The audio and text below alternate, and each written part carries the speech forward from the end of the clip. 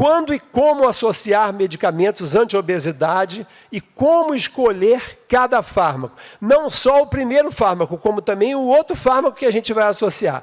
Primeiro, a gente entra com fármaco. Toda vez que a gente entra com fármaco, e a gente, para entrar com fármaco, tem que obedecer os critérios de farmacoterapia anti-obesidade, que a gente conhece bem, mas entrou-se com fármaco, a gente tem que saber o que está esperando desse fármaco. Porque se isso não ocorrer, a gente tem que retirar o fármaco. Então, o que a gente espera de um fármaco? A gente, para saber se um fármaco está sendo eficaz, um fármaco eficaz é aquele que é capaz de induzir uma perda de pelo menos 5% do peso corporal em 3 meses. Se isso ocorrer, a gente mantém o fármaco. Se isso não ocorrer, a gente retira esse fármaco. E, a partir daí, o paciente vai evoluir, provavelmente perdendo gordura corporal, até que, muito provavelmente, ele vai acabar atingindo um platô.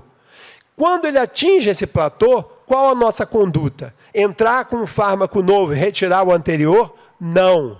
Hoje em dia, o que está preconizado e respaldado cientificamente é que se o fármaco inicial foi capaz de induzir uma perda, se ele foi eficaz, ou seja, se ele foi capaz de induzir uma perda de pelo menos 5% em 3 meses, a gente deve manter esse fármaco e aí entrar com um fármaco novo. Aí sim a gente entra com um fármaco novo, já sabendo que a tendência será, ao longo de algum tempo, ele entrar de novo num platô que corresponde ao novo set point de peso que o paciente passou a adquirir. Então, o algoritmo fica assim, desse jeito que vocês podem ver. A gente entrou com o fármaco e avalia a eficácia dele em 3 meses. Se ele não foi capaz de induzir uma perda, se ele não foi capaz de induzir essa perda que nos interessava de 5%, a gente retira o fármaco. Se ele foi capaz, a gente continua com aquele fármaco que a gente entrou até que ele atinja um platô. E aí, nesse platô, a gente vai escolher um outro medicamento que vai se associar àquele primeiro, que irá induzir uma perda de 10% ou mais, que é o objetivo máximo do nosso tratamento, e que irá perdurar até que ele atinja um novo platô. Mas aí vem a pergunta, muito bem, a gente entrou com o primeiro fármaco, mas existe algum critério para se escolher o fármaco que a gente vai adicionar ao primeiro? Não existe um critério preciso, mas existem, assim, dicas, indicações que a gente deve seguir.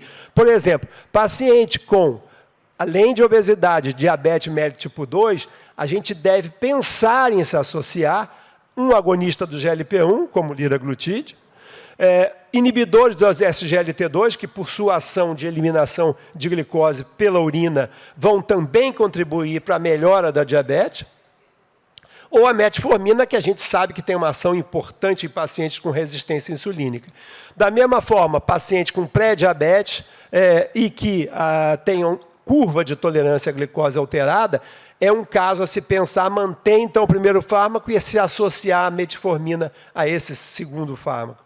Se o paciente, além de obeso, ele tiver uma tendência à depressão e além disso, além da tendência para a depressão, ele tiver, que aliás é muito frequente em pacientes obesos, ele também for um fumante, é um caso a se pensar em usar bupropiona associada àquele primeiro fármaco. Outro exemplo, paciente que tem o binge eating, ou seja, distúrbio de comer, distúrbio no comportamento do comer emocional. Nesses casos, a gente deve pensar em usar topiramato ou bupropiona com naltrexone. E, no caso do paciente apresentar binge eating, comer emocional, e, além disso, também tiver migrânia, dor de cabeça importante, e histórias de crise convulsiva, mais um fator, mais uma dica para a gente entrar com topiramato. Então, o que a gente deve concluir disso?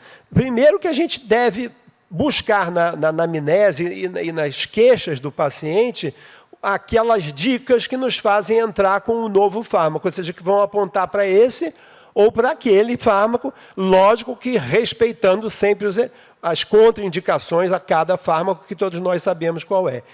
E, além disso, quando a gente escolhe o novo fármaco, a gente deve objetivar, deve ter por intuito usar de preferência um fármaco que não tenha o mesmo mecanismo de ação do primeiro, para que quando a gente passa a ter 2 fármacos, cada um com um mecanismo de ação diferente, a gente tenha em 2 áreas do nosso organismo a ação do fármaco, todos 2 contribuindo de forma sinérgica para a perda de gordura corporal, ou seja, para o emagrecimento. E o que a gente objetiva com a perda de peso? Lógico que nenhum de nós é inocente de achar que com farmacoterapia anti-obesidade vai conseguir tornar um paciente obeso, importante obeso, num paciente com peso normal. Mas o que a gente objetiva é a diminuição de 5% a 10% do peso corporal. Por quê?